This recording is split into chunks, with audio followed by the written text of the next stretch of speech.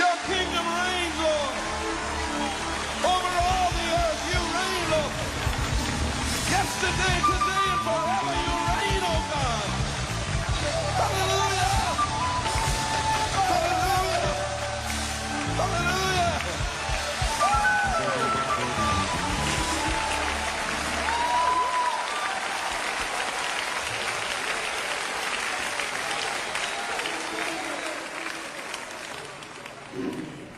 Oh, bless the name of the Lord.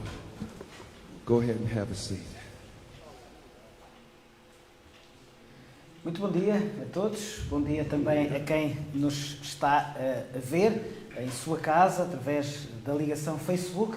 Bem-vindos à Escola Bíblica Dominical do dia 13 de dezembro do ano 2020. Eu gostava que pudéssemos começar com uma palavra de oração, pedindo a bênção de Deus para tudo o que vai ser feito na sua casa neste dia. E vou pedir que o irmão Luciano nos possa dirigir numa palavra de oração. Vamos orar. Senhor, te agradecemos pela oportunidade de estarmos aqui, ó Deus, por mais essa escola bíblica dominical, por mais esse dia que se levanta, ó Deus, porque a tua graça, o teu amor, o teu cuidado nos sustenta. Te pedimos, ó Deus, a sabedoria do Senhor sobre a vida do professor, ó Deus. Pedimos, ó Deus, que o Senhor use-o para transmitir a tua vontade, a tua palavra, ó Deus, para transmitir os teus ensinamentos, ó Deus, aos nossos corações, ó Pai. E que nós estejamos prontos, ó Deus, a agir conforme a tua determinação, a tua vontade, o teu querer. E pedimos, ó Deus, uma escola bíblica abençoada. Pedimos que o Senhor abençoe, ó Deus, os nossos irmãos que estão assistindo pelas redes sociais. E pedimos que o Senhor continue conosco no decorrer de tudo que vai acontecer aqui hoje, ó Pai. É a nossa súplica em nome de Jesus. Amém. Amém. Isaías. Vamos abrir então as nossas Bíblias no livro de Isaías, o profeta que viveu 700 e alguns anos antes do nascimento de Jesus Cristo. O título da lição de hoje é Deus salva. Deus salva. E o assunto que vamos procurar estudar durante esta manhã é o plano soberano de Deus, inclui providenciar um meio de salvação para aqueles que crerem nele. Eu repito, o tema que vamos estudar ao longo da manhã de hoje é o plano soberano de Deus, inclui providenciar um meio de salvação para aqueles que crerem nele. Bem-vindos, uma vez mais. Vamos todos juntos construir uma escola bíblica dominical que seja para honra e glória do nosso Deus. Já agora, por uma questão de informação, na próxima semana, dia 20 de dezembro, a escola bíblica dominical terá como tema Deus protege e estaremos então a estudar o capítulo 31 deste livro de Isaías. Ora, se repararem, hoje já estamos a avançar. Estamos na quarta parte deste plano de estudos que escolhemos para estudar o livro de Isaías e estamos então naquilo que é chamado pelos teólogos, pelos estudiosos dos livros da Bíblia e da doutrina, o primeiro ciclo do julgamento geral e a promessa. O primeiro ciclo do julgamento geral e a promessa. Poderá parecer assim, um tema um bocadinho complicado, mas vamos procurar então durante esta manhã perceber o que Deus tem para nós através do livro de Isaías. Não nos esqueçamos, e vou ser muito rápido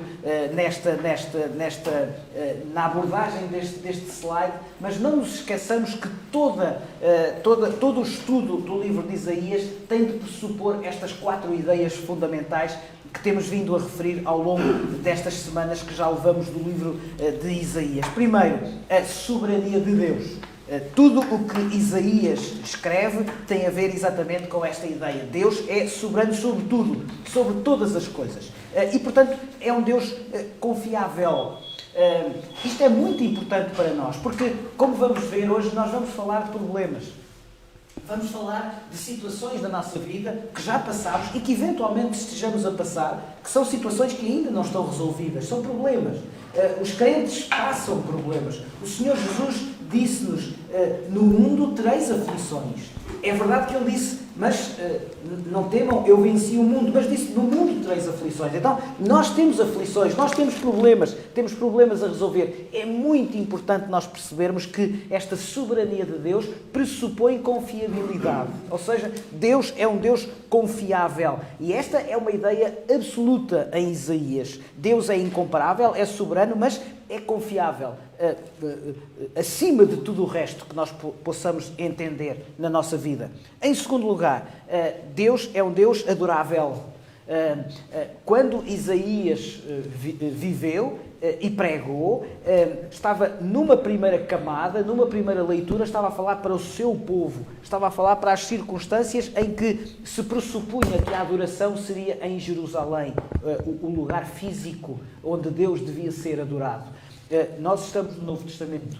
O Senhor Jesus, quando lhe perguntaram, mas onde é que nós te devemos adorar? O que o Senhor Jesus respondeu foi, o que é importante é que os meus adoradores me adorem em espírito e em verdade. Então, já não fazemos questão do lugar físico. Nós devemos adorar ao nosso Deus em espírito e em verdade. Ou seja, no nosso coração.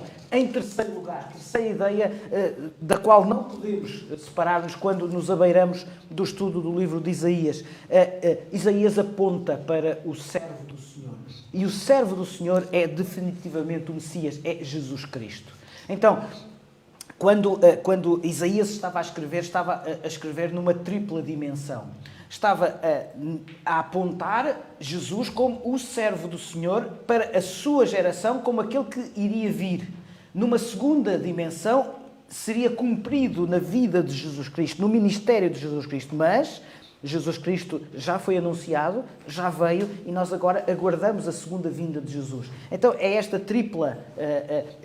triplo momento que Isaías anuncia no seu livro. E finalmente, apesar de Deus ser um Deus amoroso, que está sempre pronto a estender a mão para todos aqueles que ainda não o aceitam e para aqueles que, aceitando-o, pecam, como todos nós, Deus é um Deus amoroso, Deus é um Deus de amor, mas Deus é também um Deus justo. Nós não poderíamos perceber o amor de Deus sem a justiça de Deus. Como vimos na semana passada, não podemos abdicar deste atributo de Deus porque eventualmente não será da nossa época ou temos todos muito cuidado com estas questões relativas à justiça. Se Deus é amor, Deus também é justiça. E Isaías anunciou o amor de Deus, mas também o julgamento de Deus, como também vamos ver nesta semana. O que eu vou dizer agora é apenas uma brincadeira, não tem qualquer sentido de julgamento, nada disso. Mas eu sei que alguns de nós gostam mais de viver de acordo com o improviso e outros, eventualmente, gostarão mais de viver de acordo com um plano de ação. Não é? Faz parte, e às vezes até isso choca em termos de família, não é? Porque uns são mais improvisadores e nós temos um sangue latino, temos um ADN muito virado para o desenrascanço, não é? Muito mais do que outros povos do norte da Europa, por exemplo, ou até de outras geografias. E talvez nós latinos, e a maior parte de nós é latino que está aqui, a maior parte de nós certamente gosta muito de improvisar, gosta muito de desenrascar, gosta muito de resolver problemas na hora. E nós, talvez pela nossa estrutura, pela nossa herança cultural, não sei se isso tem a ver com o género, se tem a ver com a cultura, não sei exatamente, mas talvez estejamos mais preparados para ir resolvendo problemas do que propriamente para estabelecer planos de ação. Não sei, se calhar alguns de vós que estão aqui gostarão mais. Eu sou mais metódico, não é? Eu gosto mais de estabelecer um plano e seguir esse plano. Outros dirão, mas eu gosto menos de perder tempo com estabelecer planos, gosto mais de usar o meu tempo a resolver problemas. Serão mais pragmáticos, não é? E por vezes, estes dois tipos de encarar a vida provocam conflitos, não é? Porque às vezes isto é natural. E quem é mais preparado para resolver problemas tem de fazer mais esforço para planificar a sua vida. Quem gosta mais de planificar a vida tem de usar mais tempo para poder, às vezes, resolver problemas que foram imprevistos. Não é? Tudo isto porquê? Ainda que não tenhamos plano para tudo, faz parte da nossa vida estabelecer planos. Não é? Eu acredito que cada um de nós que está aqui, alguns eventualmente menos jovens do que outros, mas ao longo da sua vida foram estabelecendo planos. E é certamente um gosto nós chegarmos a uma determinada altura, olharmos para trás e dizermos assim: cumpri o plano. Fui capaz de estabelecer um plano e cumprir esse mesmo plano com sucesso. Não sei se já olhámos para Deus desta forma. O nosso Deus é um Deus que tem um plano. Mas tem um plano que é um plano que ainda não se concretizou, mas já temos meios de perceber que a parte que já devia ter sido executada foi-o com todo o sucesso. Não sei se esta ferramenta faz algum sentido na vossa vida, mas há quem goste de dizer que uma pessoa bem-sucedida é aquela que usa esta ferramenta e que é capaz não só de estabelecer um plano, mas de o cumprir. A sigla é uma sigla em inglês, porque faz sentido em inglês. É o chamado 5W2H. Em inglês seria qualquer coisa como 5W2H. Será mais ou menos. E porquê? Porque, se repararem, este plano obedece a 7 perguntas. E podem colocar ali agora o que quiserem, está bem? Obedece a 7 perguntas, sendo que as primeiras 5 perguntas começam por W, em inglês, não é? E as 2 últimas começam por H, também em inglês. Então isto dará qualquer coisa como 5W2H. Em português não faz sentido esta sigla, mas podemos perceber o que é um plano e podemos perceber como desenhar um plano e reparem que isto dá para tudo, como vos digo, na vida. Dá para planos pessoais, dá para planos empresariais, dá para planos familiares, dá até para planos na igreja. Não é? Podemos utilizar esta ferramenta como sendo algo importante para estabelecer um plano. É um plano de ação. O primeiro W, a primeira pergunta é o que deve ser feito, por que deve ser feito, ou seja, qual é o objetivo, onde será feito, quando, portanto, durante quanto tempo, por quem são as pessoas que vão executar então aquilo que nós queremos fazer, e depois os 2 H's finais. Como será feito, como é que vamos concretizar o plano e também, muito importante, quanto é que isso custará. Ou seja, que meios que devo alocar, não é, para concretizar aquele plano.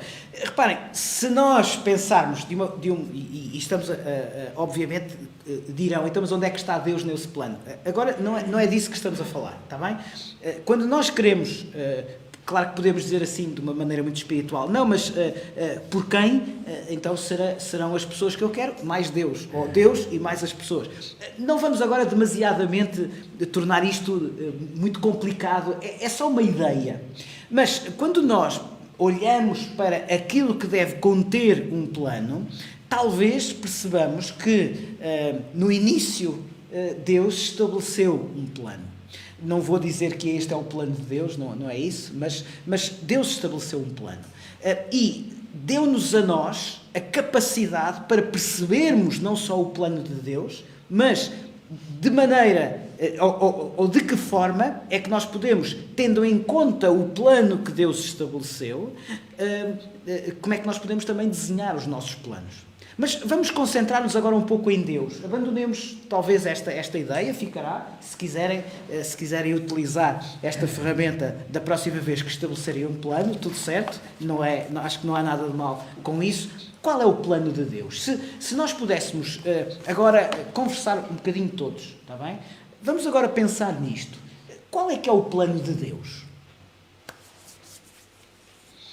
Se calhar, pronto, eu sei que isto é uma pergunta assim a sangue frio, não vinham preparados para isso, podem demorar o tempo todo e não há respostas erradas, nem ninguém vai ficar virado para a parede por não ter dado a resposta certa, está bem? Estamos, e lá em casa também, quem nos está a ver através do Facebook, também poderão ir respondendo. Qual é o plano de Deus? Salvar a humanidade, porque sem eles estamos perdidos. Sim. O plano de Deus é o plano, se quisermos, de remissão, não é? Numa perspectiva ampla, remissão da criação. É claramente um plano salvador, não é? Quer dizer, se nós olharmos para esta problemática desta forma, não podemos conceber Deus sem a salvação. Agora, é interessante, quando nós pensamos nisto, é interessante que Deus não foi improvisando. Está bem? Deus não foi atualizando o seu plano. Podemos dizer que Deus se foi revelando à humanidade. É verdade. Aliás, a Bíblia é isso mesmo. A palavra de Deus é isso mesmo. Deus foi-se revelando à humanidade através dos profetas, e depois com Jesus Cristo.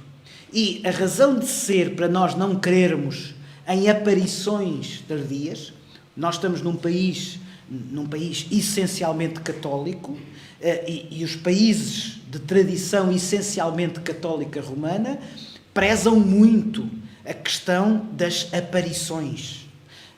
Não é só Portugal. Se repararmos no mundo católico romano, temos uma constância em relação a isto. São países onde têm os seus locais onde se venera determinada pessoa que apareceu em nome de Deus a dar uma mensagem, a acrescentar alguma coisa aos povos.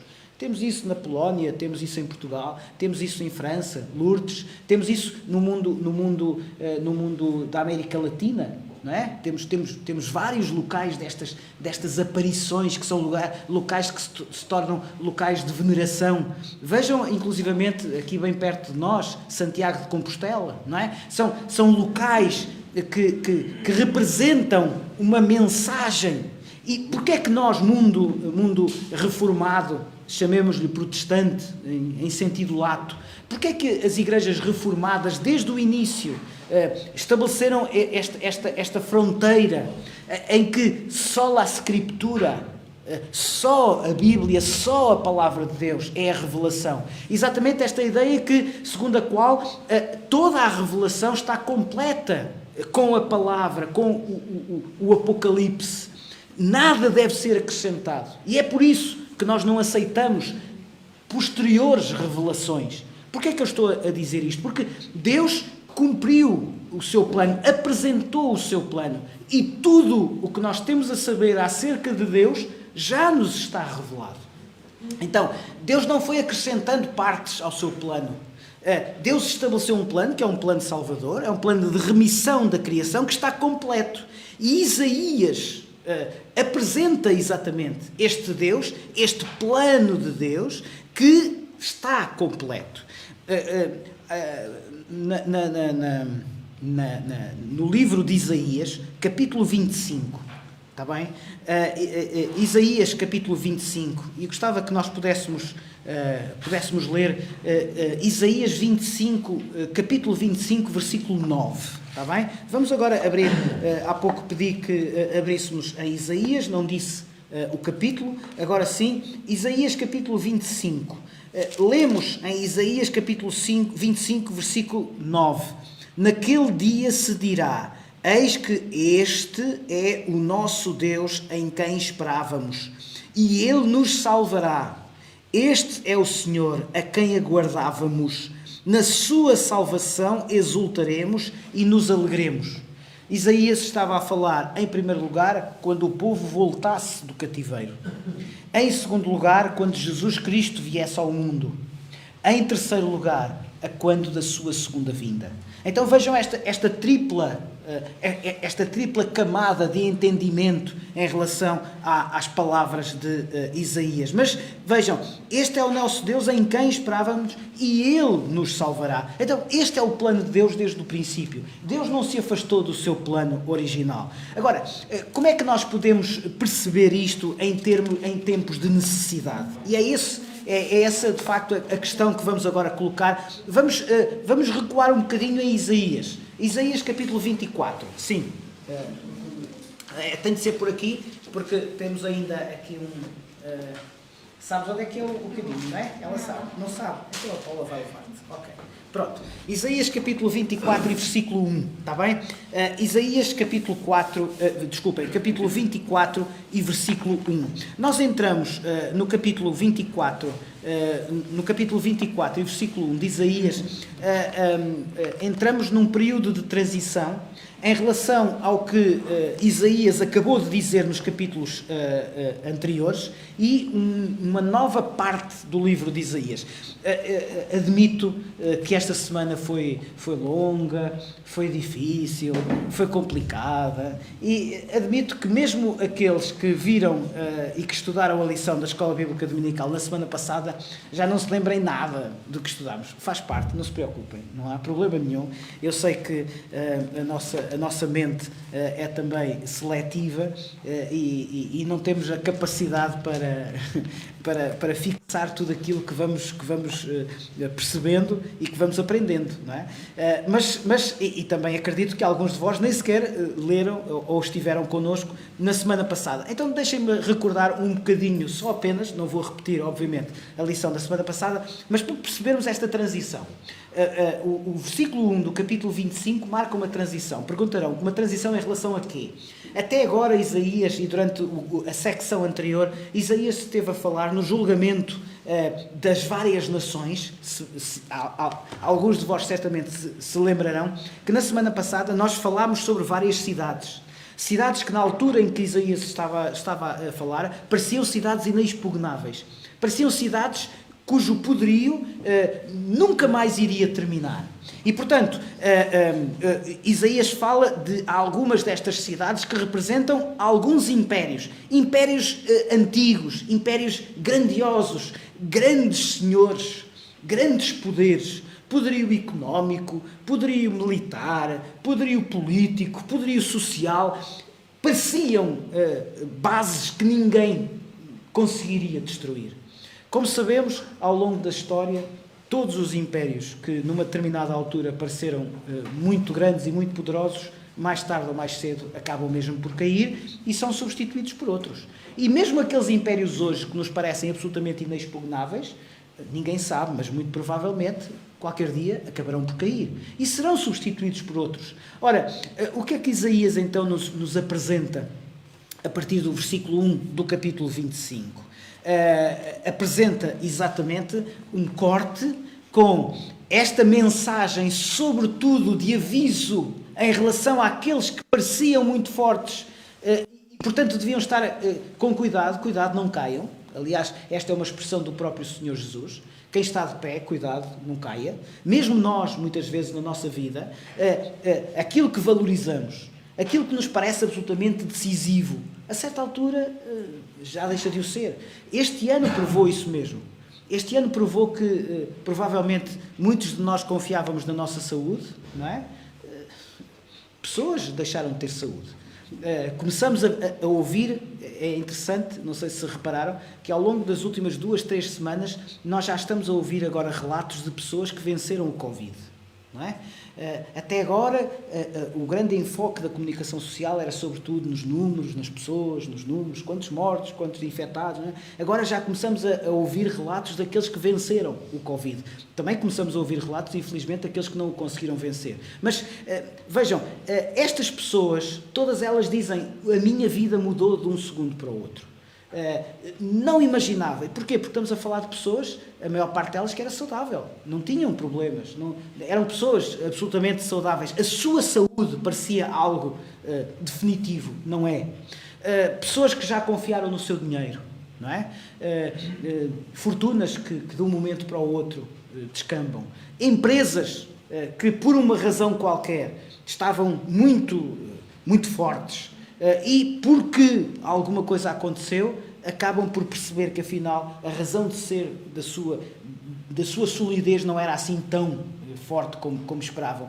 Nós próprios, em relação à nossa vida, às vezes relacionamentos, não é? Relacionamentos que pareciam absolutamente sólidos. Há qualquer coisa que faz desequilibrar esse relacionamento. E, portanto, nada é forte, nada é sólido ao ponto de confiarmos nessa solidez, a não ser a nossa relação com Deus.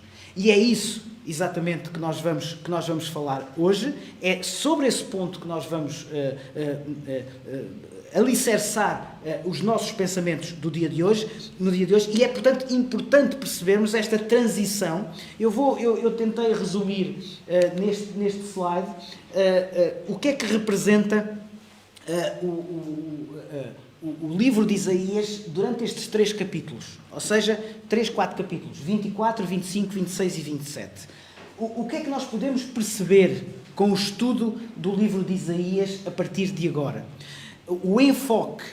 O foco da mensagem de Isaías muda naquelas 3 perspectivas. Até agora, Isaías fundamentalmente preocupou-se em dar uma mensagem que fosse importante para o seu povo naquele contexto. A cidade de Tiro, a cidade de Sidon, os impérios que pareciam absolutos vão cair. E, portanto, preocupem-se com a vossa vida.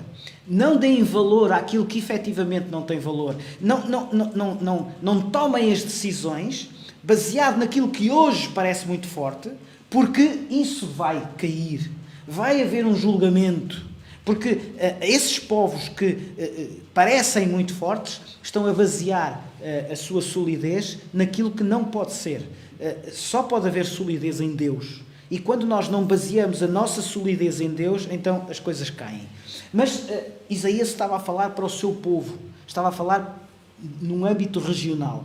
Vamos reparar que a partir de agora a mensagem de Isaías passa a ter um foco universal. Não só para o seu tempo, mas para os tempos futuros. E, portanto, Isaías, a partir de agora, é para nós. Já não é para o povo de Judá, é para nós, é para mim. Em que é que eu estou a basear a solidez da minha vida? A que é que eu estou a dar valor, de facto? Em segundo lugar, Isaías também mudou o foco temporal. Ou seja, até agora, Isaías, até ao capítulo 24, Isaías estava sobretudo preocupado em que a sua mensagem impactasse o seu povo no seu momento. A partir de agora, o que Isaías vai dizer tem a ver com um futuro que também é nosso, um futuro distante. Já não é para o seu povo, a sua mensagem já não é para o seu povo, é para nós. E, finalmente, o foco de Isaías muda também do temporal para o eterno. Ou seja, ele vai preocupar-se em dar a conhecer, sobretudo, a chamada escatologia. Eu sei que isto pode parecer assim uma palavra algo estranha para alguns de vós, mas o que é isso? É chinês? Não, não é. O que é escatologia? É a ciência, é o estudo das coisas futuras, no que diz respeito à teologia. Então, ou seja, no que diz respeito a Deus, à palavra de Deus. A escatologia é o conhecimento lógico, é o conhecimento ordenado daquilo que há de acontecer no futuro. E, portanto, a partir daqui, depois de descrever o que Deus iria fazer no seu tempo, Isaías passa a falar do futuro. Mas vamos reparar, e é muito importante que e por isso coloquei a negrito, coloquei ali com letras um bocadinho mais carregadas, exatamente porque poderiam pensar, então, mas isto é uma mensagem de tristeza. Se Deus é um Deus justo, então, e se o povo não faz aquilo que Deus quer, então vamos anunciar um Deus tenebroso, um Deus que vai trazer julgamento ao seu mundo. Ao contrário, a mensagem de Isaías é uma mensagem de conforto. E porquê? Porque há sempre uma mensagem de alegria para aqueles que, embora enfrentando tempos difíceis, confiam no Senhor. Ou seja, em vez de se preocupar sobretudo, também, mas sobretudo com o julgamento, o que Isaías está sempre a dizer é: convertam-se, olhem para Deus, confiem em Deus, tenham confiança, considerem Deus nas opções que tomam nas vossas vidas. Considerem Deus naquilo que têm para fazer hoje, naquilo que têm para fazer amanhã. E mais, essa confiança é baseada na minha palavra, diz o Senhor. Vamos ler duas passagens que nos confortam em relação a isto. Isaías capítulo 26 e versículo 19. Ler muito rapidamente, então, quem pode ler, por favor? Isaías capítulo 26 e versículo 19, e depois também Isaías capítulo 27, 13, para perceberem que, de facto, esta é a mensagem de Isaías, é a mensagem de Deus. Quem pode ler, por favor, Isaías capítulo 26 e versículo 19? Os teus mortos e também o meu cadáver viverão e ressuscitarão. Despertai e exultai, os que habitais no pó. O teu orvalho será como o orvalho das ervas, e a terra lançará de si os mortos. Então, os vossos mortos e também o meu cadáver viverão e ressuscitarão. Ou seja, a nossa vida não é uma vida que acaba aqui. Não é? Portanto, vejam esta mensagem de esperança. Confiem em mim. A vossa vida é uma vida eterna comigo. Capítulo 27 e versículo 13. Capítulo 27 e versículo 13.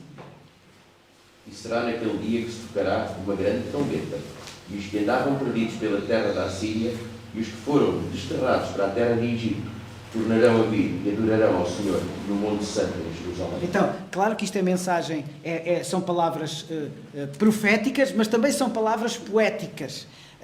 Sobretudo, o que é a terra da Assíria? Não haverá. O que é a terra do Egito? Não haverá. O que é Jerusalém? Não haverá. Não são os lugares físicos daqui, dos lugares físicos, não é dos lugares físicos que Isaías está a falar. O que Isaías está a falar é de uma perspectiva espiritual. Novos céus e nova terra. Não é a Síria vai acabar, o Egito vai acabar, Jerusalém foi destruída. Portanto, não é disso que estamos a falar. Estamos a falar de um tempo futuro em que não é importante o lugar físico, é sobretudo importante o lugar espiritual. E é disso que Isaías está a falar naquele dia. Mas vejam, se tocará uma grande trombeta. Quando é que toca uma grande trombeta? Quando há felicidade, não é? A trombeta anuncia felicidade. Então, é isso mesmo, é esta mensagem de conforto, é esta mensagem de esperança, é esta mensagem sólida. Tudo à vossa volta vai acabar, mas eu sou o Senhor e eu vos estou a prometer estas coisas. É, portanto, assim que já percebemos melhor Isaías capítulo 25, estamos já a caminhar a passos largos, o tempo passa muito rápido, mas eu gostava que, porque é importante, penso eu, lermos o texto. E é importante confrontarmos as nossas ideias baseadas na palavra de Deus. Então, eu sei que são alguns versículos, mas ia desafiar-vos para que um de vós, ou uma de vós, lesse em voz alta Isaías capítulo 25. Agora, com este pano de fundo, já vamos perceber, claro, muito melhor Isaías capítulo 25. Quem pode ler, por favor, dos versículos 1 até 5? Isaías 25, 1 até 5.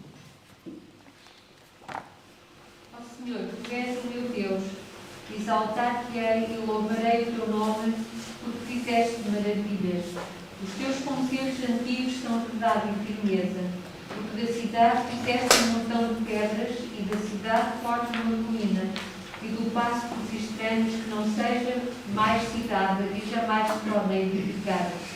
Por isso te glorificará um povo poderoso, e a cidade das nações formidáveis te temerá. Porque foste a fortaleza do pobre e a fortaleza do necessitado na sua angústia, refúgio contra a tempestade e sombra contra o calor, porque o sopro dos opressores é como a tempestade contra o muro. Como o calor em lugar seco, assim abaterás o ímpeto dos estranhos. Quando se abranda o calor pela sombra da espessa nuvem, assim o cântico dos tiranos será humilhado.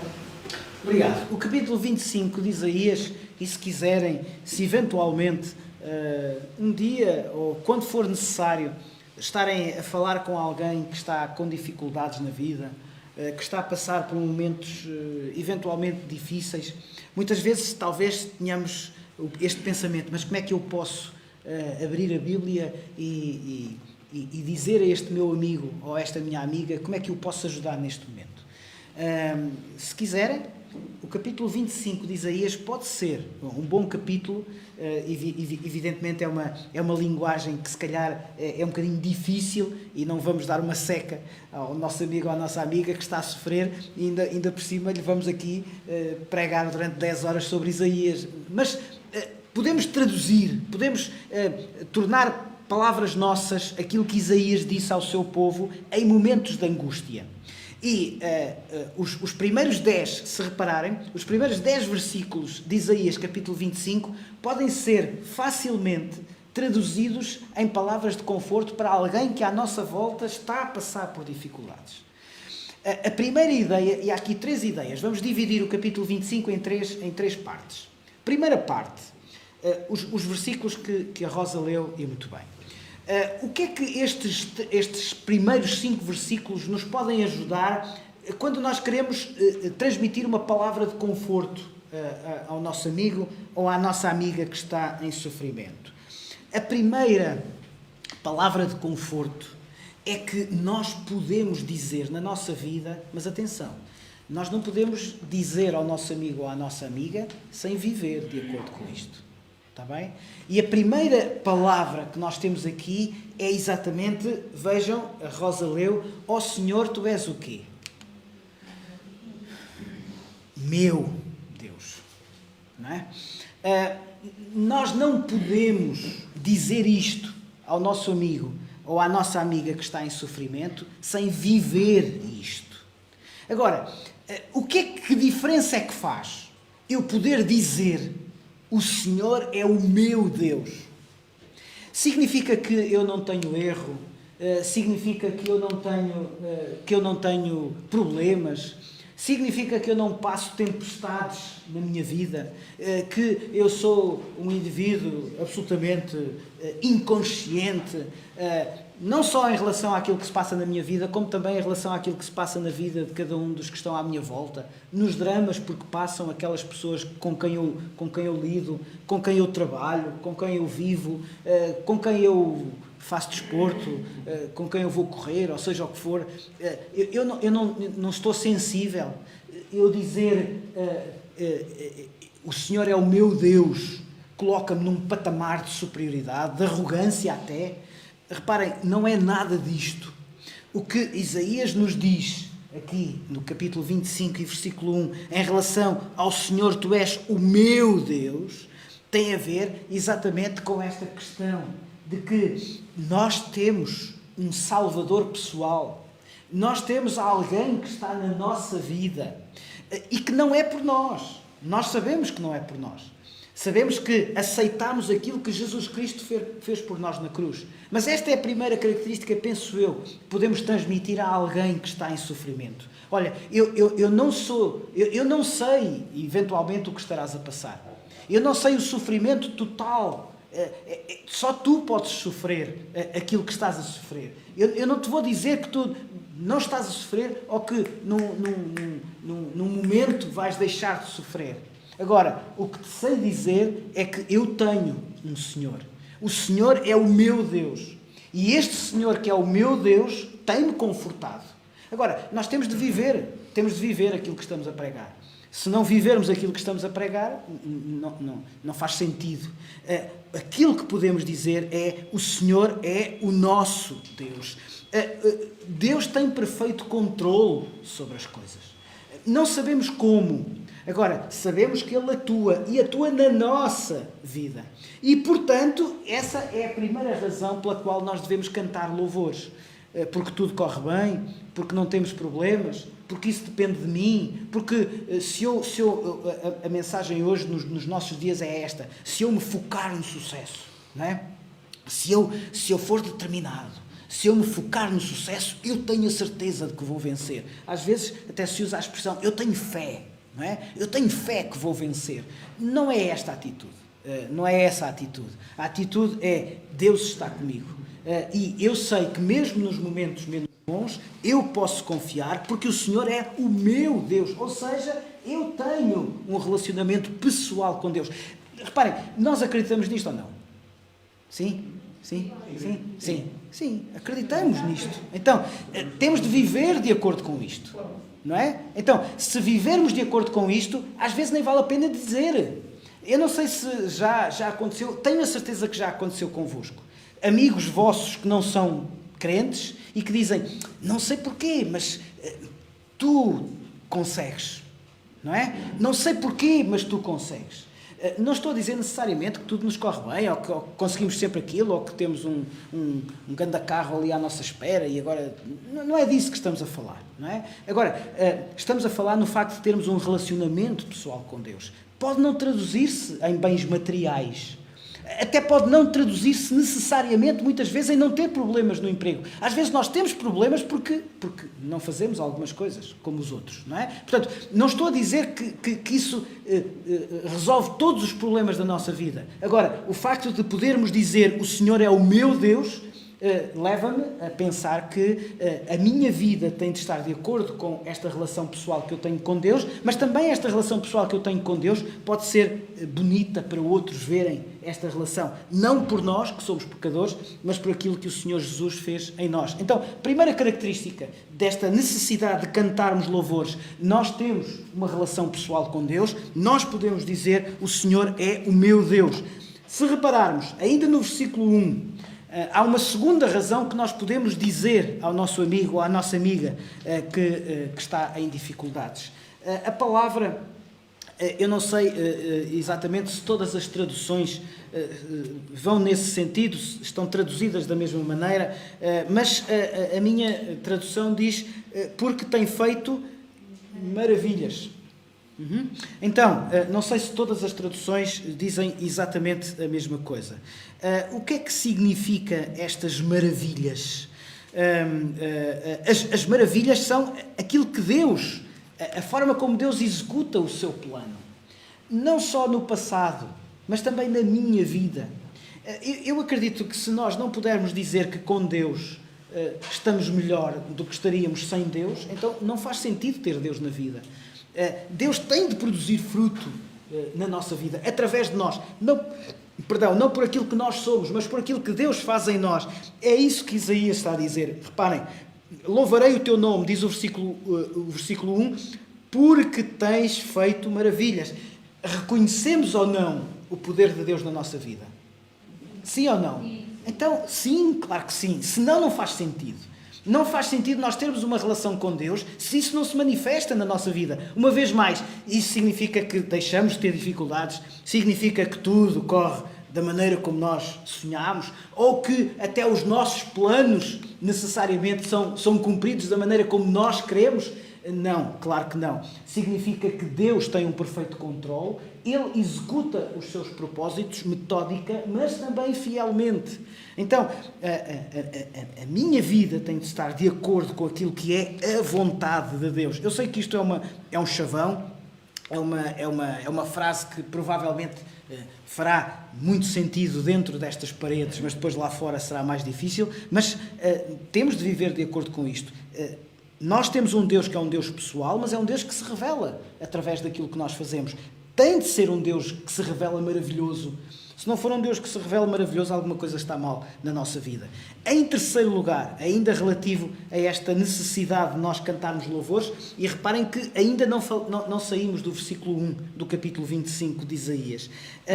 Diz a minha tradução que Deus tem executado os seus conselhos antigos.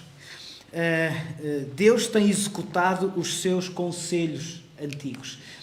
Eu não sei quantos de nós já passámos por esta experiência na última semana. Não vou dizer na nossa vida, porque certamente na nossa vida já passámos. Mas atrever-me-ia a dizer que nós, esta última semana, orámos a Deus, pedindo os conselhos de Deus.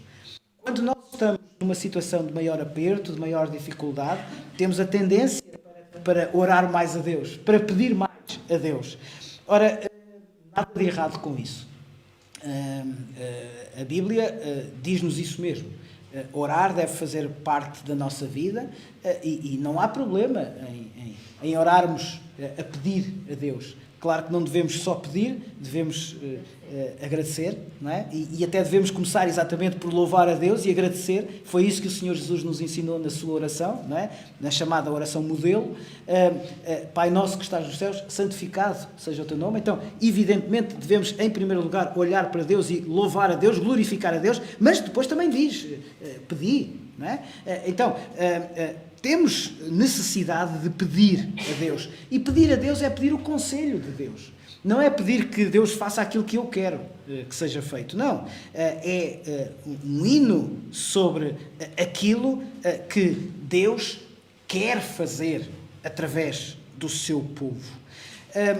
Para isso é necessário os versículos 2 a 5, que a Rosa leu há pouco.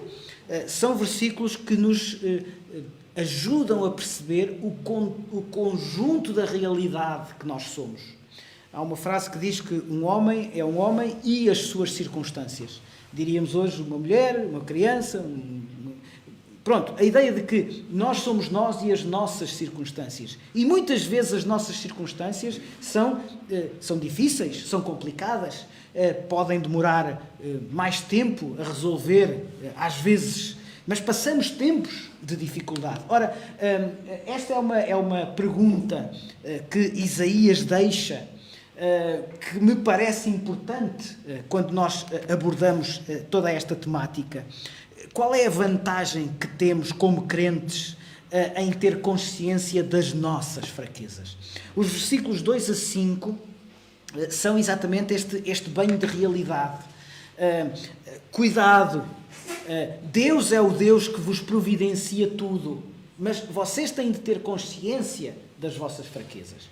Quando o maná era dado por Deus ao seu povo durante a travessia do deserto, havia várias regras e todas elas apontavam para que o maná representasse a suficiência de Deus em relação a um povo fragilizado, um povo que não tinha confiado em Deus. Reparem o drama. Eu sei que nós já considerámos o livro de Deuteronômio há alguns meses a esta parte, mas se repararem, há uma suprema ironia. Quando foi apresentada a terra prometida, 12 espias foram espiar a terra, não é? E 2 espias, o que é que vieram dizer em relação à terra que tinham espiado? 2 deles, só 2. Vamos, não é? Vamos. É uma terra que mana leite e mel, como Deus prometeu. É uma magnífica, é uma terra que está à nossa disposição, tem tudo aquilo que nós podemos imaginar. E 10, o que é que vieram dizer? Exatamente. Os cachos de uvas têm de ser transportados por 2 homens, não é? São tão grandes que não temos qualquer possibilidade. Por causa... E Deus o que é que disse? Disse, vão, não é? Vão, eu estou convosco. Vão, eu serei convosco. Agora, reparem, eles não foram. Não confiaram em Deus. Preferiram amedrontar-se e ficaram. E, ao ficaram dependentes de quem? De Deus. Vieram para o deserto. Não tinham com que se alimentar. Eram várias centenas, dizem alguns relatos, que seriam várias centenas de milhares de pessoas. Alguns milhões, eventualmente, de pessoas. Agora, como é que milhões de pessoas, 2, 3 milhões, está-me a faltar o termo, são sustentados durante 40 anos no deserto? Não há possibilidade de cultivar, não há possibilidade de nada. Não, Deus, vejam, eles não confiaram em Deus e não aceitaram entrar na terra prometida, mas depois tiveram de aceitar Deus para lhes dar dia a dia o maná, porque o maná não podia ser guardado. Lembram-se? Não é? Havia regra. Não se podia guardar, não havia tupperwares, não é? Nem frigoríficos, não havia maneira. E mais, era uma forma de cada dia confiarem em Deus. Não é? Porque se num dia Deus não providenciasse, então eles teriam fome. Então, a cada dia o povo tinha confiado em Deus. Reparem, foram para o deserto confiar em Deus e não tinham confiado em Deus a entrar na terra prometida. Às vezes a nossa vida é assim também.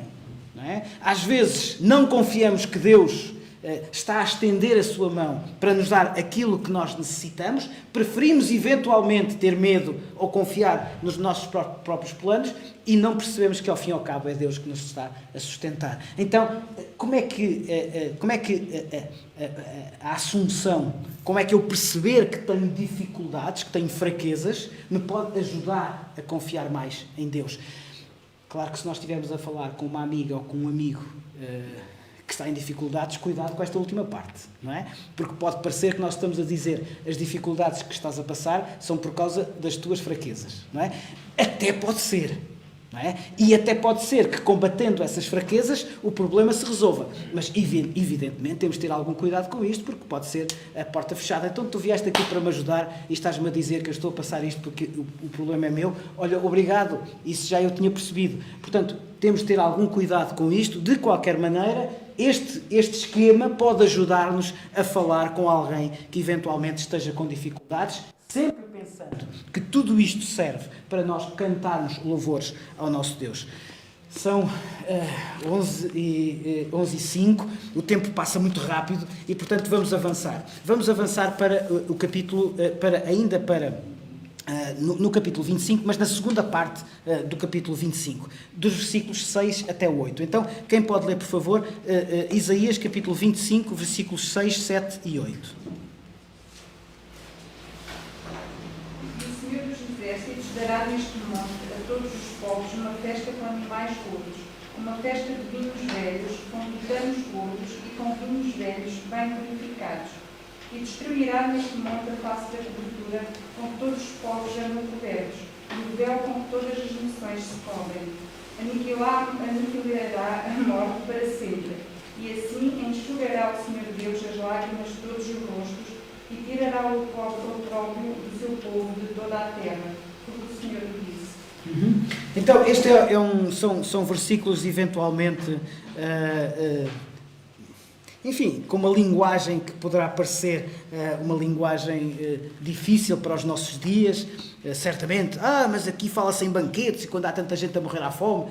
Obviamente estamos a falar de uma linguagem espiritual e temos de perceber exatamente o que é que estamos a ler.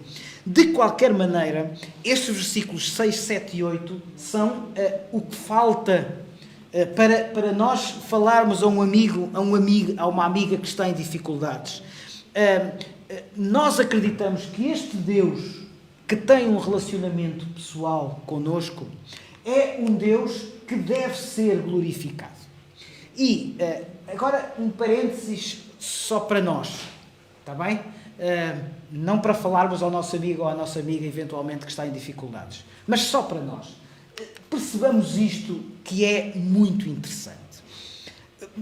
Eu sei que por vezes nós temos alguma dificuldade e reproduzimos palavras, por vezes, eu falo por mim, sem percebermos toda a dimensão daquilo que estamos a dizer. O que é a glória de Deus? Quando nós nos abeiramos deste assunto, a glória de Deus, seria preciso estarmos aqui muitas horas e claro que não vamos ficar, não é? Mas,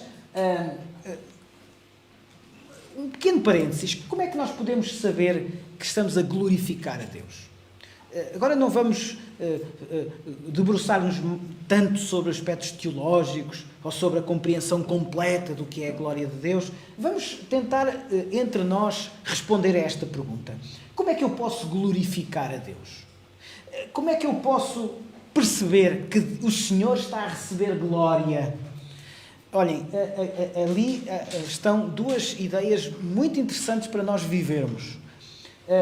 Nós damos glórias a Deus quando percebemos que Deus se apresenta forte pelo fraco. Eu vou só exemplificar com uma passagem bíblica. O apóstolo Paulo, quando falou aos Coríntios, disse isto. Pelo contrário, e é certamente uma passagem que nós conhecemos bem, Deus escolheu as coisas absurdas do mundo. Para quê? Para envergonhar os sábios. Escolheu as coisas fracas do mundo para envergonhar os fortes. Escolheu as coisas insignificantes do mundo, os desprezados, os que são nada, para reduzir a nada os que são, para que nenhum mortal se glorie na presença de Deus. Então, nós glorificamos a Deus quando percebemos que Deus se apresenta forte pelo fraco. Quando nós parecermos muito fracos, quando estiver ao pé de nós alguém que se apresenta como muito poderoso, seja do ponto de vista intelectual, seja do ponto de vista económico, seja do ponto de vista social, seja do ponto de vista político, seja o que for, quando nos sentirmos demasiado fracos, porque, afinal, quem sou eu? Não, Deus apresentar-se-á por nós.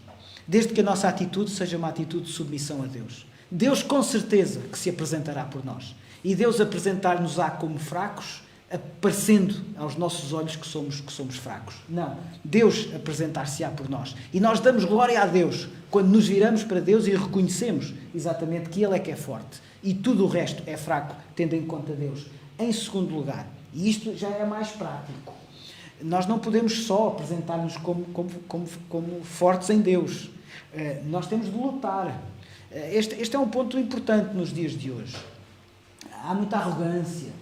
Há muito poder e por vezes os arrogantes e os poderosos impõem um estilo de atuação no nosso mundo. Está a ser cada vez mais normal as pessoas serem descartáveis, não é? Por qualquer razão. Já não me serves. Eu, no outro dia, estava a ver uma reportagem na televisão e estava a falar a alguém de uma grande empresa e que estava a dizer, estava a vangloriar-se porque conseguiram ser mais produtivos. E a pessoa estava a dizer, olha, nós antigamente tínhamos ali 5 secretárias, agora temos só uma. O que é que isto significou? 4 pessoas perderam o emprego. Não é? E estava a dizer aquilo como se fosse um grande ganho de produtividade. 4 pessoas perderam o emprego. Reparem, nem quero saber se com razão ou sem razão, não é nada disso, mas a forma fria, como aquela pessoa, como aquele gestor, não é? Provavelmente ele ficou a ganhar mais. Não é? Ele ganhou com o despedimento de outras pessoas. Prémio de produção. Prémio de produção. Porquê? Porque obrigou o desgraçado que ficou com o emprego a trabalhar pelos outros. Não é? Sem lhe dar mais por isso. O gestor é que fica a ganhar mais porque ganhou em produtividade, à custa muitas vezes do trabalho daquele que tem de fazer tudo para manter o seu emprego, porque senão acontecer-lhe-á o que aconteceu aos outros 4. É este o mundo, este é o padrão. Quer dizer, o que é que nós... E vamos ficar calados? Vamos até eventualmente aceitar isto porque, enfim, é o novo mundo? Claro que não. Isaías estava a dizer isso. Não, nós temos de nos opor. Se houver injustiça, vamos opor-nos, na medida das nossas capacidades, na medida daquilo que também podemos fazer, evidentemente. Mas vamos nos opor, vamos lutar contra esta lógica e assim estamos a glorificar a Deus.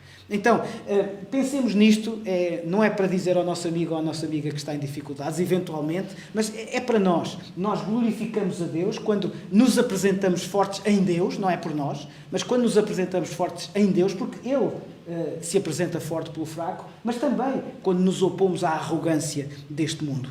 E assim percebemos melhor o tal banquete. Penso que foi a Adete que leu, o banquete dos versículos 6, 7 e 8. Estamos quase a acabar. Mas de que banquete, então, é que estamos a falar? E sobretudo, há aqui uma questão muito, muito interessante. Nós estamos a viver tempos que eu espero que estejam quase a acabar. Toda a gente já fala da vacina e esperamos, sinceramente, que a tal imunidade que vai ser proporcionada pela vacina e pela continuação, eventualmente, de uma ou de outra coisa que vamos continuar a fazer, mesmo com vacina, mas Eu não sei se faltará 1 mês, 2 meses, 3 meses, 4 meses para que possamos todos juntos estar novamente aqui na casa de Deus. Não sei. Acredito que estes bancos e aqueles que estão ali serão poucos para depois novamente voltarmos a estar juntos. Não sei se vai demorar 2 meses, 3 meses, 4 meses, 6 meses. Mas há uma coisa que nós aprendemos nesta passagem. É que como é que nós celebramos melhor o nosso Deus? Juntos. Não é? Se repararem, o versículo 6 diz isso mesmo. Um banquete. Não é? Um banquete onde todos juntos podemos celebrar. E o que é que nós vamos celebrar? Neste caso, espiritualmente, no futuro.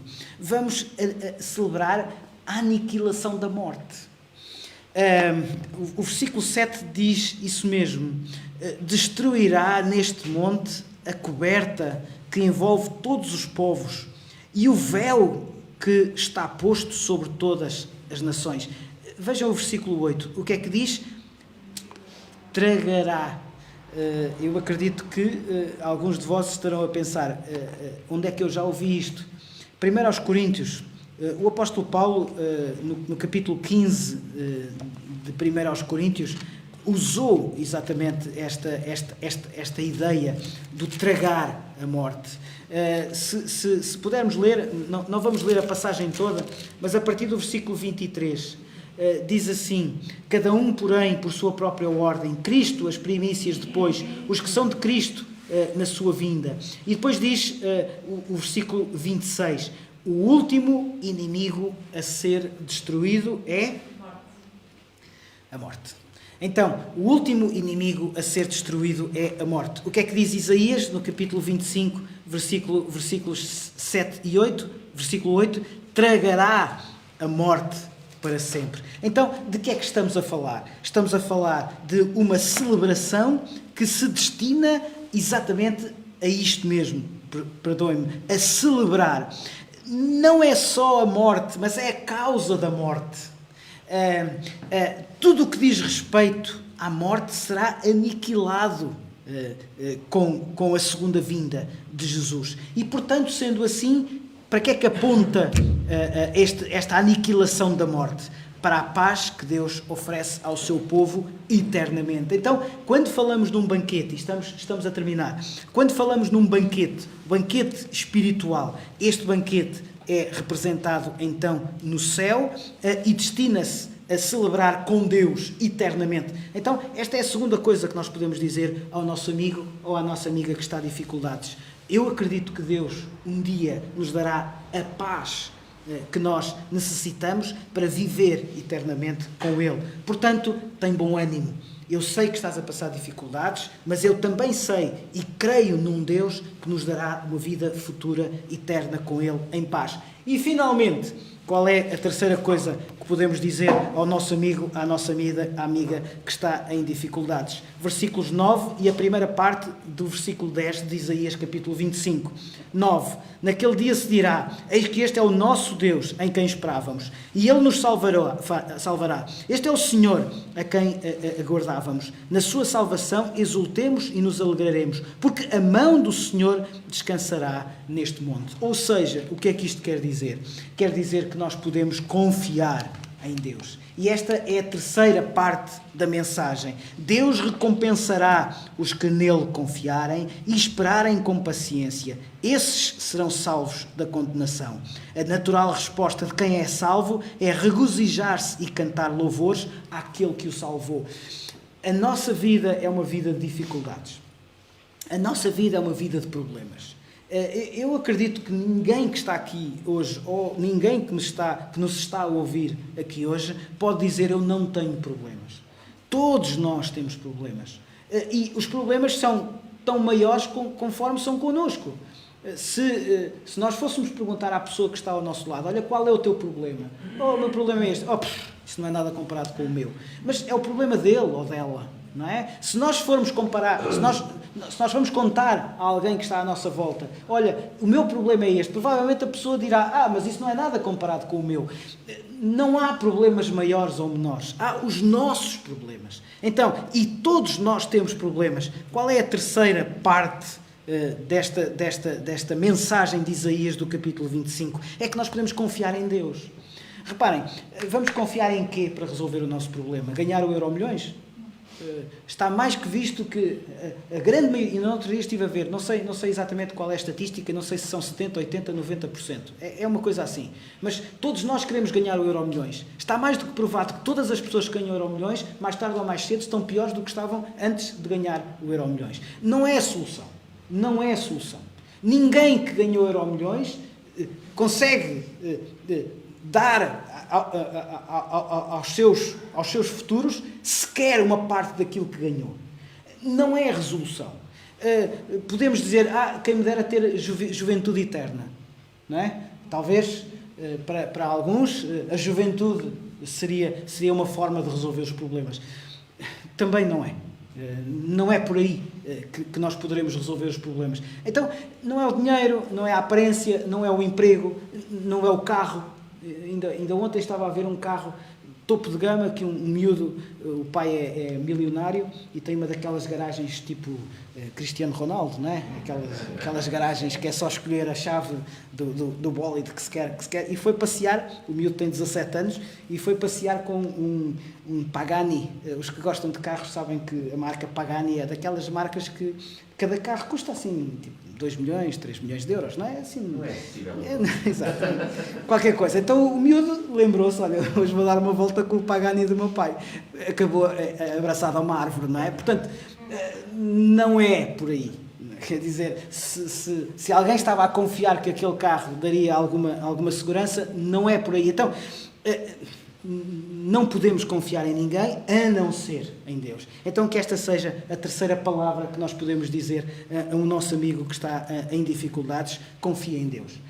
Eu não sei como, mas sei que Deus vai ajudar-te a ultrapassar essa dificuldade. E finalmente, então, para a semana, podemos eventualmente responder a esta pergunta: o que preciso de mudar na minha vida para com mais confiança e dizer, este é o meu Deus? Eu repito, o que preciso de mudar na minha vida para que com mais confiança possa dizer, este é o meu Deus. Assim seja. A Paula vai agora liderar-nos no culto de louvor e adoração ao nosso Deus. Então vamos agora louvar a Deus através do culto que lhe vamos prestar.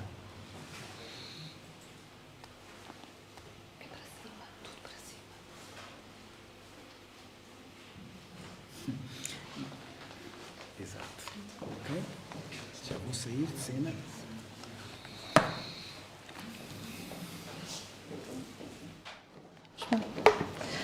Bom dia, irmãos, aos que estão presentes e aos também que nos estão a ver através do Facebook. Para nós que estamos aqui é realmente uma bênção, nós podemos ver os nossos irmãos, os nossos amigos, sentir o vosso calor, e para aqueles que estão em casa seria interessante poderem ver quem está connosco. Normalmente, durante a semana, vão-nos perguntando quem é que esteve no culto, quem é que estava lá. As pessoas querem saber quem é que consegue vir e ficam felizes por estarem. E hoje, muito especialmente, nós queremos mais uma vez enviar um forte abraço à nossa irmã Odete, que foi operada, que está em fase de recuperação, e também ao Luís Manuel, o nosso jovem que foi para o Brasil e que nos está a ver através do Facebook com os seus avós e com o seu primo. Para estes dois elementos, o nosso forte abraço. Também o Ivo, que está no Brasil. Ivo, para ti também o nosso abraço. Esperemos que estejas bem. Vamos então dar início ao nosso culto. E vamos, como é Natal, e porque a irmã Diana gostou muito dos coros que nós cantámos a semana passada, nós vamos dar continuidade aos nossos coros de Natal, e queremos que cada um de vocês possa cantar com todo o entusiasmo, com todo o amor, para que lá em casa possam ver como nós somos abençoados pelo facto de estarmos juntos.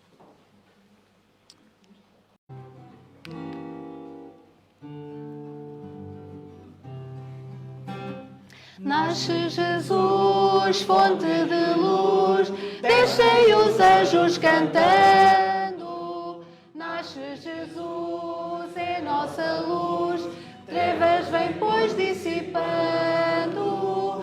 Nasce Jesus, fonte de luz, neste anjos de fonte, raia o dia da salvação, triunfante vem. Salve Jesus, oh, firma teu justo império, grato louvor, os homens e os anjos rei.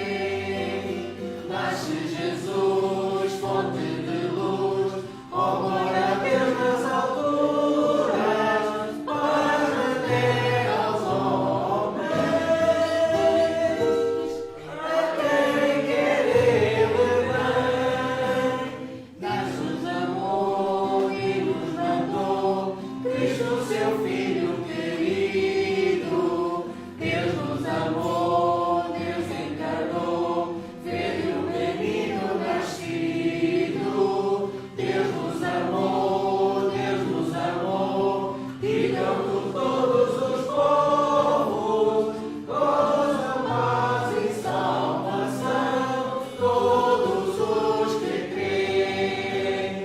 Reino bendito, reino de amor divino, eis que as nações resgate por Cristo tem. Nasce Jesus, fonte de luz, ó, glória a Deus nas alturas, paz na terra aos homens, a quem quer Ele bem. Pedia à nossa irmã Odete que nos pudesse dirigir uma palavra de oração. Graças, Senhor, que nós te louvamos e agradecemos, Senhor, por estarmos aqui juntos, a ouvir a tua palavra, a pedir mais dela, Senhor, para que fortifique as nossas vidas. Te louvamos e te agradecemos também por todos aqueles que nos acompanham através das redes sociais, Senhor. Que a tua palavra também chegue aos seus corações e os fortifique. Pai Santo, te pedimos também da orientação para o resto deste culto, que seja para a honra e glória do teu nome. Te pedimos também por os doentes da tua igreja, os teus filhinhos que sofrem. Tu sabes cada um, Senhor, que tu os possas confortar. Pai Santo, orienta todas as coisas e protege-nos, Senhor, também deste vírus, Senhor, para que nós possamos servir-te e honrar-te com as nossas vidas, Senhor. Em nome de Jesus. Eu vou pedir, gosto muito de ouvir o Afonso, então vou pedir ao Afonso que possa abrir a Bíblia e ler em Filipenses, capítulo 4, dos versos 3 a 9.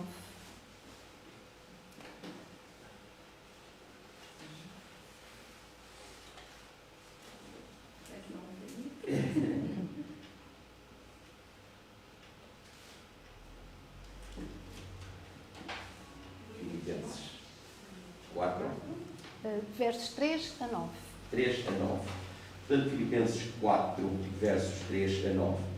E peço também a ti, meu verdadeiro companheiro, que ajudes essas mulheres que trabalharam comigo no Evangelho e com Clemente, e com outros cooperadores, cujos nomes estão no livro da vida. Regozijai-vos sempre no Senhor. Outra vez digo, regozijai-vos. Seja a vossa equidade notória a todos os homens, perto está o Senhor. Não estejais inquietos por coisa alguma.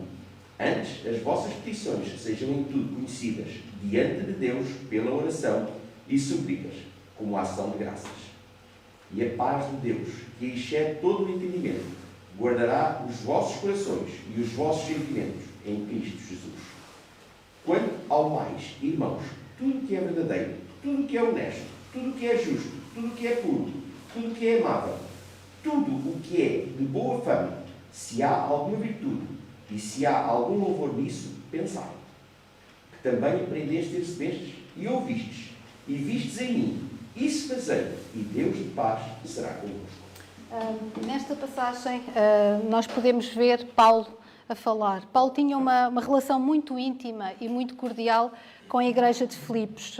Foi a primeira igreja que Paulo conseguiu implantar na Europa. Então, esta é uma carta de agradecimento, porque Paulo estava preso em Roma, e a Igreja de Filipos, mais uma vez, tinha enviado a ajuda ao apóstolo Paulo. E então ele escreve esta carta, primeiro dando conselhos práticos e depois mensagens individuais e muito pessoais a cada um das famílias que constituía a sua igreja. E como nós vimos na escola dominical, Paulo pregava ou vivia aquilo que pregava. E nós vamos ler novamente, eu vou pedir ao Afonso para ler o verso 4 e o verso 7, que é aquilo que nós desejamos também para a nossa igreja. Eu imagino o que é que Paulo poderia escrever neste momento à nossa igreja. Regozijai-vos sempre no Senhor. Outra vez digo, regozijai-vos. Agora no versículo 7 também diz o seguinte: e a paz de Deus, que excede todo o entendimento, guardará os vossos corações e os vossos sentimentos em Cristo Jesus. Foi para a igreja de Filipos e é também para a igreja da Figueira da Foz. Nós vamos dar algumas informações e as informações, normalmente, vocês já as conhecem, o nosso propósito, o propósito da igreja da Figueira da Foz, o propósito de cada um de nós é realmente fazer Deus sorrir. É esta a nossa missão e é para isso que nós estamos a trabalhar. Ontem nós terminámos o estudo de igreja com propósitos. Ontem estivemos todos reunidos, éramos cerca de 15 e terminámos o livro. Foi um momento de algumas emoções, um momento de fazermos projetos, um momento de rir, um momento de partilhar, foi um momento de convívio. E já estamos a fazer o projeto para o próximo livro que vamos estudar, que iniciará no mês de janeiro. Estamos à espera que os livros cheguem até nós, mas vamos iniciar o novo estudo e vamos continuar juntos. Portanto, ontem foi realmente um momento-chave. Houve alguém, o irmão Joaquim, diz que sempre esperou por este momento, mas queria um banquete. Nós não tivemos um banquete físico, mas tivemos um banquete virtual e foi muito, muito agradável. A Escola Bíblica Dominical continua a ser, então, estudada, trabalhada, as classes da Avó Madalena continuam a ser contadas e a ser ouvidas, o boletim continua também a ser lido. Nós, neste momento, já estamos a enviar boletins pelo correio. Há pessoas que nos veem de longe, que nos enviam a direção e nós estamos a enviar o boletim para diversas partes do país.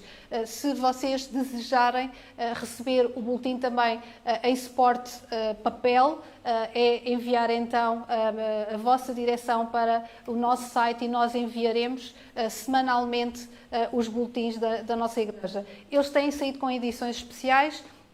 Para a semana nós estamos a projetar, o tio Manel, se conseguir, vai fazer uma nova edição especial, onde sairão testemunhos das pessoas que fizeram o estudo e completaram o estudo de uma igreja com propósitos, como forma de desafiar outros ao estudo da Palavra de Deus. E, portanto, estamos a trabalhar na nossa edificação e no nosso crescimento. Continuamos a estar no Facebook, cada vez mais presentes. Hoje podemos ver essa presença forte e saudável. Continuam a ser publicados todas as nossas escolas dominical, também as nossas pregações na página do YouTube. Visitem, partilhem, para que a Palavra de Deus possa chegar mais longe. O nosso e-mail, se quiserem entrar em contacto connosco pedindo material, a escola dominical é cedida gratuitamente para quem quiser estudar, para quem quiser também ministrar a Palavra de Deus noutras igrejas e noutros encontros. Finalmente, o desafio. É este desafio a que nós nos estamos a propor, é conseguir um equipamento para a nossa igreja. Nós estamos a trabalhar, nós já fizemos alguns contactos, têm sido vários os nossos amigos pessoais, os nossos amigos anónimos que têm enviado a sua oferta e também, como podem ver, nós que estamos aqui fisicamente, a nossa igreja está um bocadinho diferente a nível de estrutura para que estes equipamentos cheguem e também para que as pessoas possam ter qualidade. Esta semana o Luciano doou parte do seu dia de trabalho, da sua semana, doou horas para vir compor a nossa igreja, para vir trabalhar gratuitamente para a nossa igreja e, portanto, tirou do trabalho dele para ceder horas à nossa igreja e por isso estamos muito gratos ao Luciano. Também o João Carlos, na sexta-feira com o Theo, Eu acho que o Theo esteve a orientar, porque ele não tem muito jeito para bricolagem, eu sou a testemunha, e portanto sei que o grande trabalho foi realmente do João Carlos. Fez aqui a montagem da mesa, a montagem do material, mas estamos muito gratos então também pela vida do João Carlos, que nos tem sempre presenteado com a sua presença, com o seu talento, e são estes talentos, o talento do Luciano, o talento do João Carlos e o talento do Theo em orientar, que tem realmente feito grandes diferenças na obra de Deus. Mas o bom orientador tem o seu mérito. É verdade, é verdade. Precisa saber orientar. É Não é verdade. qualquer Mas é importante nós percebermos que estamos todos a trabalhar. Este é o desafio que nós temos. Se os irmãos que estão em casa a ver-nos quiserem contribuir, os nossos amigos quiserem contribuir, então poderão entrar em contacto connosco. Nós atempadamente faremos um agradecimento especial, porque têm sido muitos os amigos que nos têm suportado e que nos têm ajudado e que nos têm sustentado no trabalho que nós estamos a fazer nas mais diversas áreas, quer no trabalho social, quer neste trabalho a nível da tecnologia, quer no sustento e no apoio com as orações. Portanto, é muito importante que a vossa vida e a vida que cada um de vós tem dado na pregação e na palavra. Está aqui então o nosso IBAN. Nós damos alguns segundos para que as pessoas possam tirar o IBAN, possam gravar o IBAN e possam então estar em contacto connosco. Vamos cantar. E nós ouvimos na escola dominical que nós não devemos ter grandes cuidados, porque Deus sustenta as nossas fragilidades. E é isso que nós vamos cantar. Não tenhas sobre ti um só cuidado qualquer que seja, pois somente um seria muito para ti. Portanto, é Deus que nos carrega ao colo, é Deus que nos transporta. Vamos então cantar.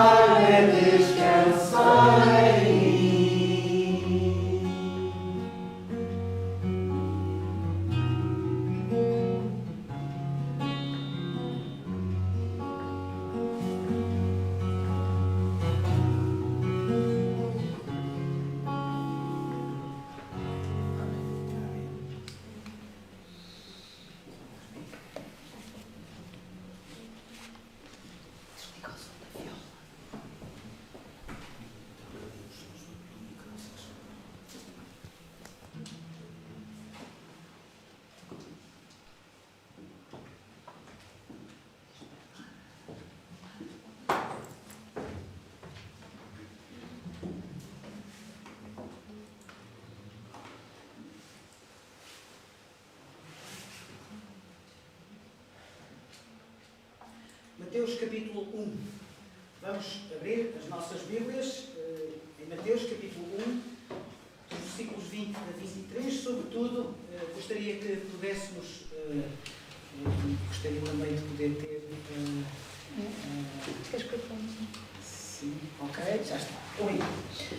Para que todos possam visualizar aquilo que vamos ler, apareceu-lhe um anjo do Senhor em sonho e disse: José, filho de Davi, não temas receber Maria como tua esposa, pois o que nela foi gerado procede do Espírito Santo. Ela dará à luz um filho e deverás dar o nome de Jesus, porque ele salvará o seu povo dos seus pecados. Tudo isto aconteceu para que se cumprisse o que o Senhor dissera pelo profeta: a virgem ficará grávida e dará à luz um filho e o chamarão Emanuel, que significa Deus conosco. Ao longo deste mês de dezembro, estamos a procurar, nesta passagem de Mateus capítulo 1, versículos 20 a 23, encontrar 4 assuntos que possam orientar o reconhecimento de que Deus está conosco. Emanuel significa Deus conosco. Deus está comigo. Como reconhecer que Deus está comigo? Na semana passada considerámos que Deus está conosco porque nos aparece. Deus apareceu-nos. Assim como o anjo do Senhor apareceu a José, assim também Deus apareceu-nos nas nossas vidas. Como reconhecer que Ele está comigo hoje? Porque sabemos, como diz Mateus capítulo 21, versículos 20 a 23, não temas. Se vos perguntasse acerca de 5 coisas que não podem faltar no Natal, claro que numa perspectiva da época, agora não necessariamente focando os aspectos teológicos, repito, se vos perguntasse acerca de 5 coisas que não podem faltar no Natal, uma delas seria necessariamente ver pela 118ª vez o filme Sozinho em Casa. No Brasil, para isto fazer sentido, no Brasil é qualquer coisa como deixaram-me sozinho, esqueceram-se de mim. Esqueceram-se de mim. Faz parte ver o filme Sozinho em Casa. Faz parte ver o filme Esqueceram de Mim. Se vimos pela primeira vez esse filme em criança ou em jovem, talvez tenhamos realçado a aventura, a excitação de ser deixado sozinho em casa e ter de a proteger. Mas à medida que envelhecemos, talvez sintamos, sobretudo, a realidade da solidão. De facto, a solidão é um dos maiores problemas do mundo de hoje, apesar do notável crescimento dos meios de comunicação e das redes sociais. As pessoas, apesar das redes sociais, não se sentem verdadeiramente amadas. As pessoas não se sentem verdadeiramente conectadas umas às outras, sendo a solidão, inclusivamente, a principal causa de suicídio. Muitas vezes, mesmo como crentes, esquecemos que nunca estamos sozinhos na jornada da vida.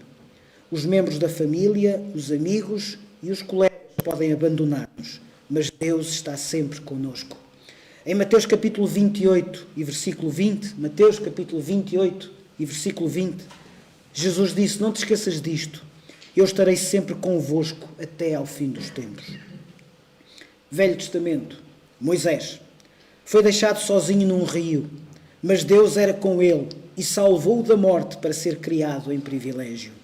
Mais tarde encontrou-se sozinho, escondido no deserto, mas Deus falou com ele agora através de uma sarça ardente. O José do Velho Testamento foi traído pelos seus irmãos, vendido como escravo, levado sozinho para um país estrangeiro. Foi atirado injustamente para a prisão, esquecido por todos, mas nunca por Deus. Elias encontrou-se sozinho junto ao ribeiro e sozinho parecia estar. Em 1 de Reis, capítulo 19, 1 Reis, capítulo 19, versículos 9 e 10, ele clama a Deus dizendo: eu sou o único que sobrou e agora estão a tentar matar-me também. Escondeu-se numa caverna e clamou a Deus: quero morrer. Mas com uma voz mansa e delicada, Deus falou. Elias não estava sozinho. Quando o seu servo pensou que estavam sozinhos, Eliseu disse-lhe, segundo dos Reis, capítulo 6, versículos 16 e 17, não tenhais medo. Não podemos perceber o que sentiu José quando soube da gravidez da sua noiva querida. Mas uma vez mais Deus apareceu e disse-lhe, não temer. Como podemos reconhecer o Emanuel, Deus conosco, também neste Natal? Em primeiro lugar, através do seu constante conselho e orientação. Deus revela-se de forma absolutamente amorosa. Deus revela-se de forma absolutamente amorosa.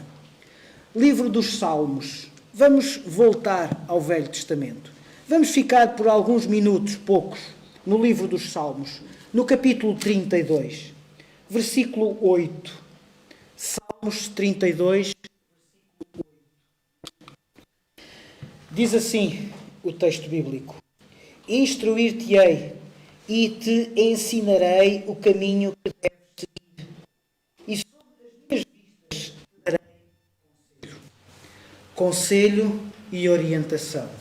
Deus revela-se, revelou-se no Velho Testamento, revela-se a cada um de nós através da sua palavra. Deus revela-se de forma absolutamente amorosa, dando-nos o seu conselho, dando-nos a sua orientação. E porquê? Porque o seu caminho é perfeito. A palavra do Senhor é provada. E sob minha vista, te diz a segunda parte do versículo 8 do capítulo 32, sob a minha vista te darei conselhos. O que é que isto quer dizer em terceiro lugar? Que nós estamos na mira dos olhos de Deus. Deus está a olhar por nós. Deus está a ver-nos. Alegremo-nos. Ainda no livro dos Salmos. Agora no livro de Salmos, capítulo 32. Diz assim o versículo 11. Salmos, capítulo 32 e versículo 11. Alegrai-vos no Senhor, regozijai-vos, ó justos, exultai vós todos que sois retos de coração. O que é que diz a primeira parte do versículo 11 de Salmos, capítulo 32? Alegrem-se no Senhor, exultem. Então, como é que podemos reconhecer Deus connosco neste Natal? Como é que podemos reconhecer que Deus quer fazer parte da nossa vida? Porque Ele nos dá constante conselho e orientação. Deus revela-se de forma absolutamente amorosa. O caminho de Deus é perfeito. A palavra do Senhor é provada. Estamos na mira dos olhos de Deus. Alegremos-nos. Salmos capítulo 9, em segundo lugar. Como reconhecer que Deus está conosco, mesmo nos momentos mais difíceis? Salmos capítulo 32 e versículo 11 diz: alegrem-se no Senhor. A pergunta poderá ser: mas como é que eu me posso alegrar quando as coisas parecem tão complicadas? Como é que eu me posso alegrar quando o caminho parece pedregoso ao ponto de eu não conseguir suportar? Antes de olharmos para Salmos capítulo 9, vamos considerar Isaías capítulo 26. Já estivemos no livro de Isaías durante esta manhã. Vamos voltar para lá. Deus nunca nos abandona. Diz Isaías capítulo 26 e versículo 4. Confiem para sempre no Senhor, pois o Senhor, somente o Senhor é a rocha eterna. O Senhor, somente o Senhor é a rocha eterna. Confiem para sempre no Senhor. Deus tem todo o poder. E este Deus que tem todo o poder nunca nos abandona. Agora vamos voltar novamente para Salmos. Salmos capítulo 9. Livro dos Salmos. É um livro poético, é verdade. É um livro escrito numa linguagem que parece demasiado afastada do nosso dia-a-dia. Diz assim o livro dos Salmos, capítulo 9 e versículo 10. Em ti, pois, confiam os que conhecem o teu nome, porque tu, Senhor, não desamparas os que te buscam. Vejam, leiamos outra vez com cuidado. Em ti, pois, confiam os que conhecem o teu nome, porque tu, Senhor, não desamparas os que te buscam. Acreditamos ou não acreditamos que a Bíblia é a palavra de Deus? Acreditamos ou não que a Bíblia é a revelação? Deus conosco, conselho e orientação mesmo nos momentos mais difíceis. Os que conhecem o teu nome confiam em ti, pois tu, Senhor, jamais abandonas os que te buscam. Provérbios capítulo 30 e versículo 5 diz assim: cada palavra de Deus é comprovadamente pura. Ele é um escudo para quem nele se refugia. Deus nunca nos abandona, a palavra de Deus é pura, a palavra de Deus é verdadeira. Salmos capítulo 33 e versículo 4, pois a palavra do Senhor é verdadeira. E o que é que diz Naum, capítulo 1, versículo 7? Talvez seja um livro muito difícil de encontrar. Está no Velho Testamento, é um livro muito pequenino, mas no versículo 7 do capítulo 1, o profeta Naum diz: o Senhor é bom, Deus é bom. Então, como é que nós podemos reconhecer neste Natal que Deus é Emmanuel, que Deus está connosco? Porque Ele constantemente nos assegura o seu conselho e orientação, mesmo nos momentos mais difíceis. E em terceiro lugar, nós podemos confiar. Quando dizemos isto, dizemos o quê? Que podemos confiar em tudo o que eu pensar, que Deus concretizará aquilo que eu quero, aquilo que eu anseio, aquilo que eu eventualmente planeio. Provérbios capítulo 3, versículos 5 a 7. Provérbios capítulo 3, versículos 5 a 7. Diz assim: confia no Senhor. Acabámos de cantar. Não tenhas sobre ti um só cuidado. Confia no Senhor de todo o teu coração, mas não te estribes no teu próprio entendimento. Reconhece-o em todos os teus caminhos. Não sejas sábio aos teus próprios olhos. Teme ao Senhor e aparta-te do mal. Então, porquê é que nós podemos confiar? Não é por mim, é para mim. Em que é que eu posso confiar? Naquilo que Deus tem para mim. O que é que diz Romanos capítulo 8, versículo 28? Certamente este será um versículo que alguns de nós sabem de cor. Diz assim: sabemos que todas as coisas contribuem juntamente para o bem daqueles que amam e servem a Deus, daqueles que são chamados por seu decreto. Sabemos que todas as coisas contribuem juntamente para que eu possa ser um filho de Deus. Então em que é que eu posso confiar? Em mim mesmo?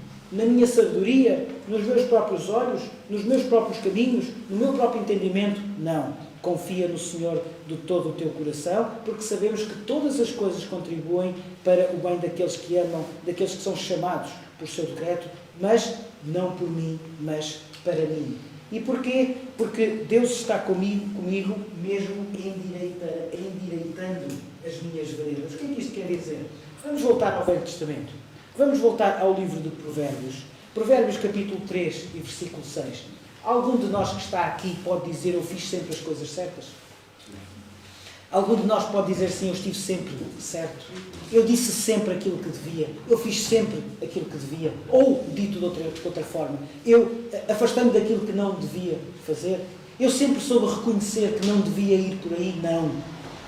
Nem sempre o nosso caminho é perfeito. Nós fazemos coisas erradas. Fazemos coisas erradas aos nossos olhos, fazemos coisas erradas aos olhos daqueles que estão connosco e muitas vezes fazemos coisas erradas aos olhos do próprio Senhor Deus.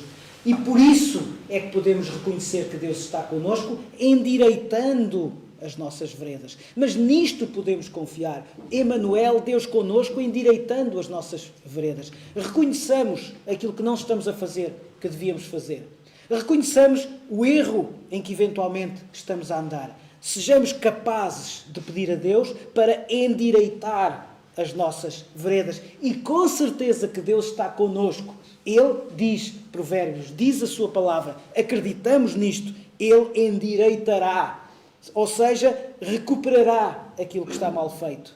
Ele endireitará o vosso caminho. Ele endireitará o meu caminho. Finalmente, para quê? Para minha felicidade. Foi lido há pouco. Aliás, foi muito bem relido. Filipenses capítulo 4. Vamos, então, finalmente ficar com esta passagem. Filipenses capítulo 4, versículos 6 e 7. Diz assim: não andeis ansiosos por coisa alguma, mas em tudo, pela oração e súplicas, e com a ação de graças, apresentem os vossos pedidos de Deus. E depois diz: e a paz de Deus, que excede todo o entendimento, guardará o vosso coração e a vossa mente em Cristo Jesus. Não andeis ansiosos por coisa alguma. O que é que diz também? Que Deus guardará a vossa mente em Cristo Jesus. Permitam-me que conclua contando uma história. E esta história chama-se A Camisa da Felicidade. Era uma vez um rei que, apesar de ser muito rico, estava sempre triste, pois não conseguia aumentar o seu tesouro. O rei era muito rico, mas queria aumentar o seu tesouro e, portanto, estava triste. Estava sempre de mau humor e isto causava enormes problemas a todos, pois os seus decretos, rudes, injustos, massacravam o povo com exigências descabidas para aumentar o seu tesouro, para ser mais feliz. Por fim, entrou em depressão. Os seus médicos disseram-lhe que a única cura para a sua doença era a alegria.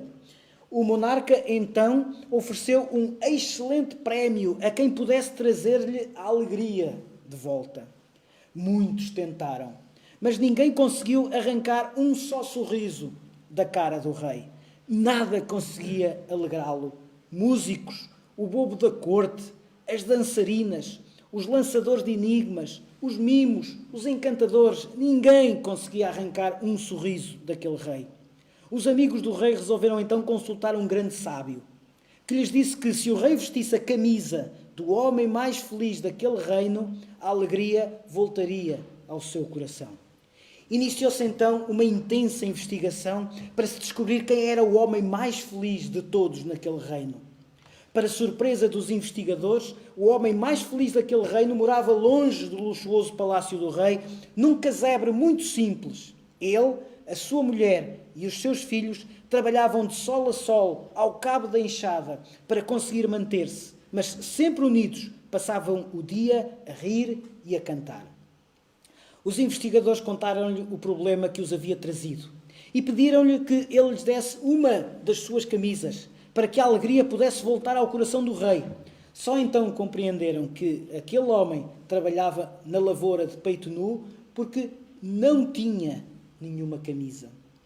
Um dos investigadores, espantado, perguntou-lhe como conseguia ser tão feliz tendo tão pouco, ao contrário do rei, que tinha tanto, mas era infeliz. Somos felizes porque o reino de Deus está nos nossos corações, respondeu-lhe o homem. E citou-lhe a passagem bíblica que está em Romanos capítulo 14 e versículo 17. O reino de Deus não consiste no comer e no beber, mas na justiça, na paz e na alegria no Espírito Santo. Assim seja.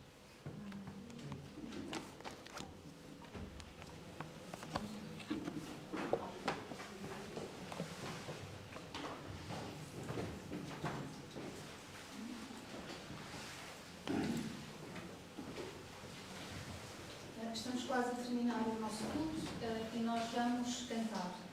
E mais uma vez vamos cantar um hino de Natal.